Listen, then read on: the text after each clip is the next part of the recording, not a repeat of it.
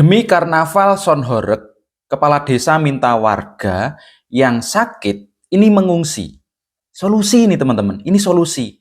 Tetapi orang dari luar Jawa Timur malah menghujatnya.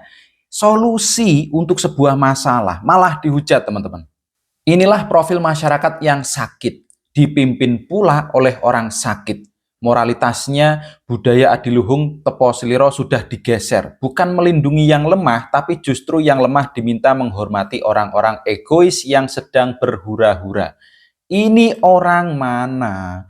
Orang Jakarta, orang di luar Jawa Timur, kok malah menghujat orang yang memberikan solusi. Ini loh bukti bahwa Sonhoreg di Jawa Timur ini tidak mengganggu warga Jawa Timur, tapi mengganggu warga di luar Jawa Timur. Astagfirullahaladzim, kok ada orang-orang yang seperti ini, ya Allah, ya Allah. Assalamualaikum teman-teman, gimana kabar kalian? Semoga sehat selalu ya, semoga sehat pikirannya juga.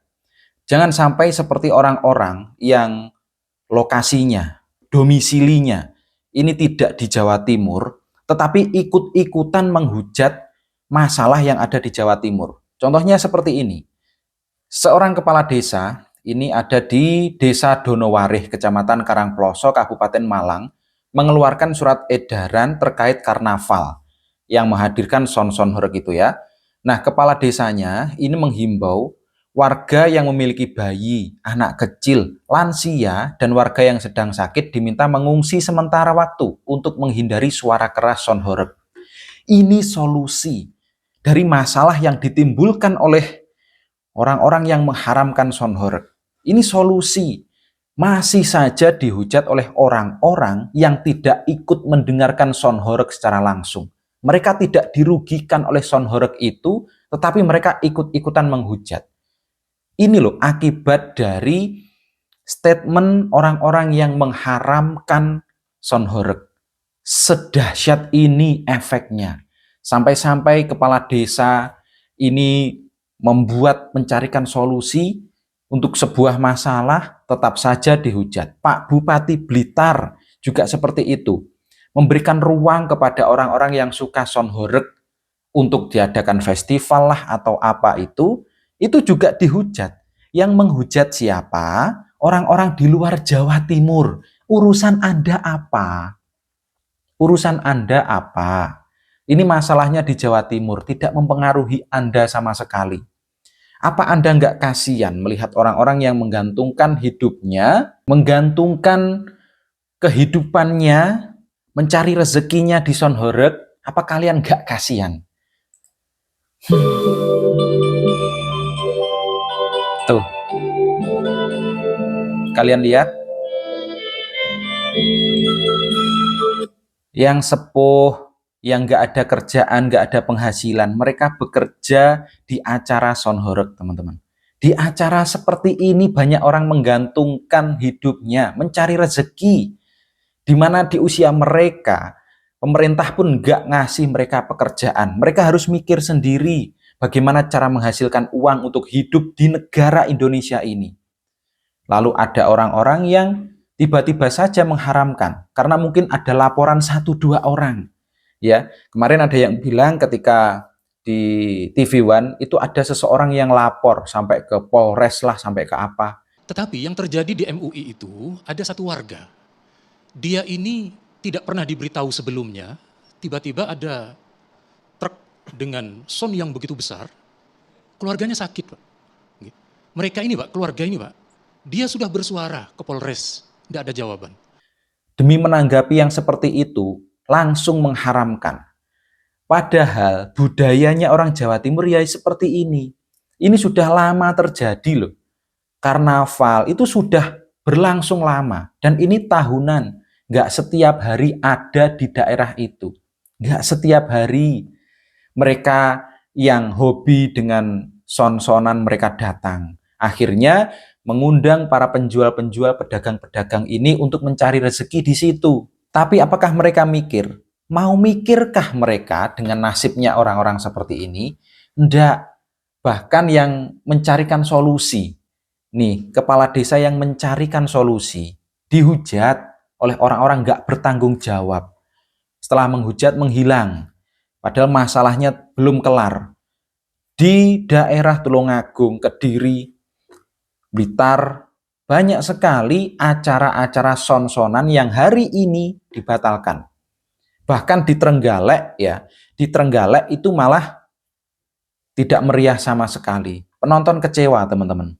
Karnaval Sound Horeg di Trenggalek dibubarkan polisi, Senin, 21 Juli 2025. Soal di Trenggalek ditahan polisi, tidak bisa jalan. Semua pulang, gak jadi karnaval.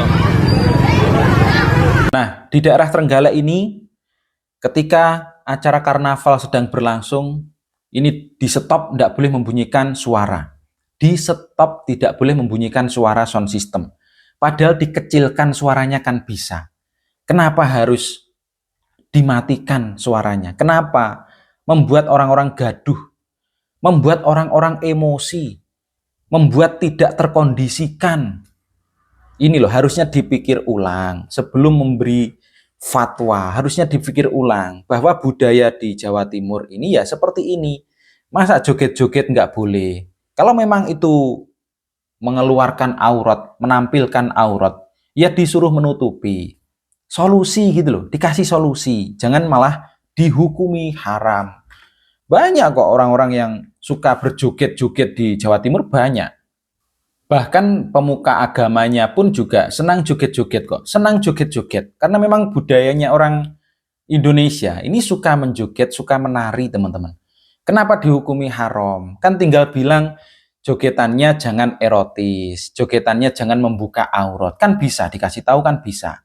Orang Jawa Timur itu, Pak, bisa dikasih tahu. Segoblok-gobloknya orang Jawa Timur, itu bisa dikasih tahu. Tinggal Anda bagaimana caranya memberitahu orang, bagaimana caranya sosialisasi dengan baik. Kan ulama, orang alim tentu bisa dong ngomong dengan orang dengan cara yang baik, kan bisa. Dikasih contoh joget yang baik itu seperti ini loh, seperti Gus ini, joget yang baik itu seperti ini. Nggak usah pargoy-pargoy, kan bisa. Ya, memberitahu kan bisa. Lalu kenapa harus dihukumi haram? Pantas saja dulu Gus Dur pernah ngomong bahwa ada masalah sebenarnya di dalam orang-orang MUI itu. Itu karena kekurangan dalam diri mereka sendiri. Ya, kekurangan dalam diri mereka sendiri, bahwa Islam dalam menghadapi atau merespons tantangan-tantangan atau gangguan dari luar. Ya. Itu punya dua cara, dua pendekatan. Satu, pendekatan kultural. Itu sih nggak ada umurnya dah. Hal-hal. Dan yang satu lagi ya juga nggak ada umurnya.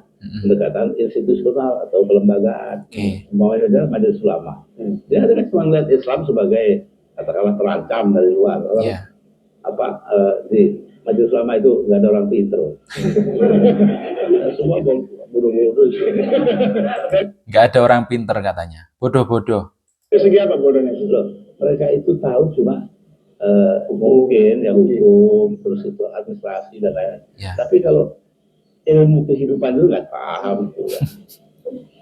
Maksudnya apa? Kalau mereka paham, tentu produk-produk atau fatwa yang lahir tidak akan seperti itu. Iya, akan menampung humor lah. Betul.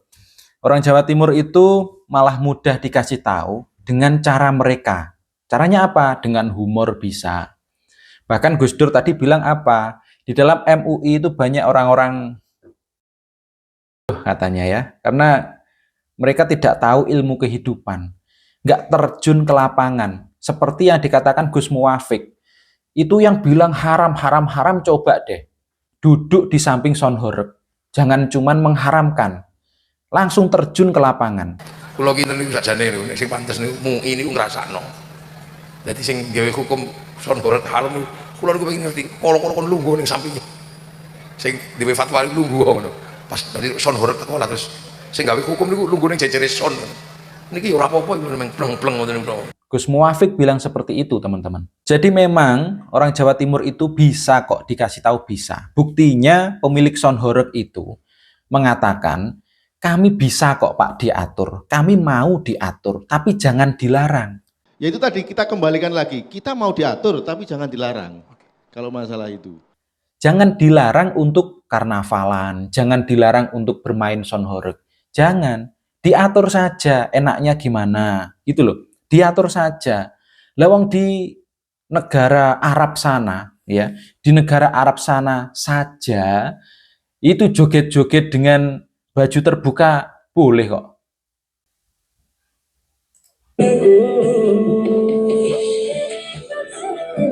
Apa ini? Ini apa ini? Ini pakaian-pakaian ala-ala orang Islam. Pakaiannya. Tapi lokasinya ini, teman-teman. Lokasinya ini ada di mana? Ada di Dubai. Di negaranya orang-orang yang mayoritas juga Muslim. Apakah MUI tidak mengharamkan hal-hal seperti ini? Apakah orang-orang Arab sana tidak lebih hebat daripada MUI sehingga tidak tahu mana pakaian haram, mana tidak? Mana penampilan haram, mana yang tidak? Nggak mungkin kan? Nggak mungkin. Coba diatur saja. Bagaimana biar orang-orang ini tetap bisa bekerja, Pak. Tetap bisa terhibur, Pak. Tetap bisa melakukan aktivitas yang sudah terjadi puluhan tahun. Sudah seperti itu, ada karnaval memperingati 17-an.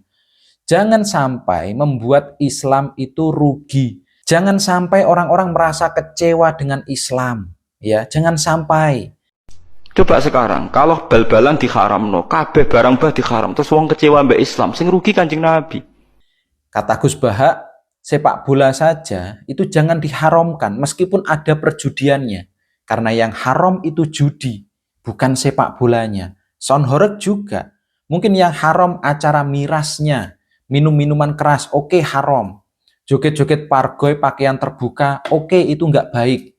Tapi jangan dihukumi haram tiba-tiba seperti itu. Banyak yang kecewa, Pak. Banyak yang kecewa. Jangan sampai orang-orang ini malah kecewa dengan umat Islam, kecewa dengan agama Islam. Jangan sampai, Pak. Mengingat di Indonesia, di Jawa Timur, itu masih banyak orang-orang dari luar agama Islam. Agamanya bukan Islam. Banyak, Pak. Banyak di Jawa Timur itu.